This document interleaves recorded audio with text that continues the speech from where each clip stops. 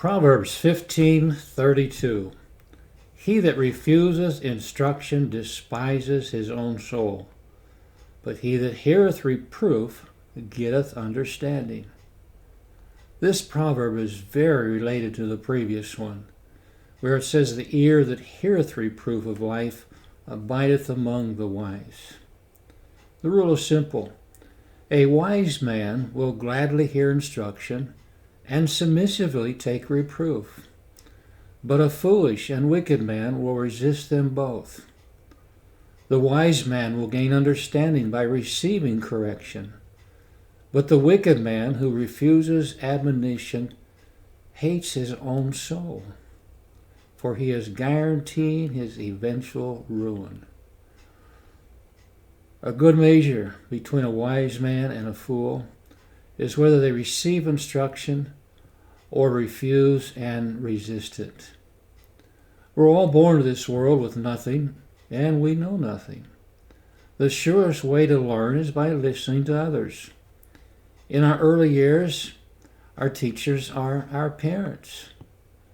They may not be the most educated by the world's standards, but they know more than we do.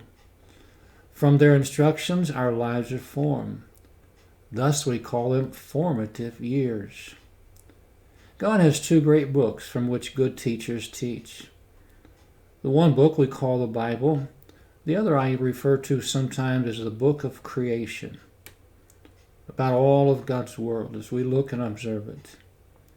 Initially, we're all like the Ethiopian eunuch. We find it says that he ran thither to him and heard him read the prophet Isaiah, speaking of Philip, and said, Understandest thou what thou readest? And he said, How can I, except some man should guide me? And he desired Philip he would come up and sit with him. So in the early portion of our learning, we need a lot of help. From that, a man can begin to learn from other sources. You go a little bit later in the book of Acts, it says, These were more noble than those in Thessalonica, in that they received the word with all readiness of mind, and searched the Scriptures daily whether those things were so. God uses different terms that are very similar to help us. We have the word knowledge. Basically, it's the assimilation of facts. Then there is the word wisdom, which is the ability to make choices based on those facts. Understanding is the ability to comprehend, to master, or to grip the meaning of it. And that's what it's referring to in our proverb today. He that heareth reproof getteth understanding. He's able to grip the meaning of things. How do men refuse instruction? Well, they'll avoid churches with real pastors. They'll block out any teaching that steps on their toes. They think of reasons to excuse their sinful behavior. They try to talk over the person correcting them.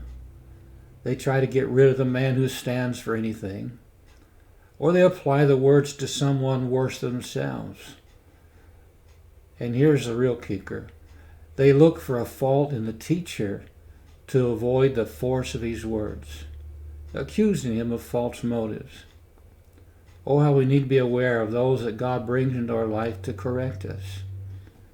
We need to crush the pride within, and with humility we might learn.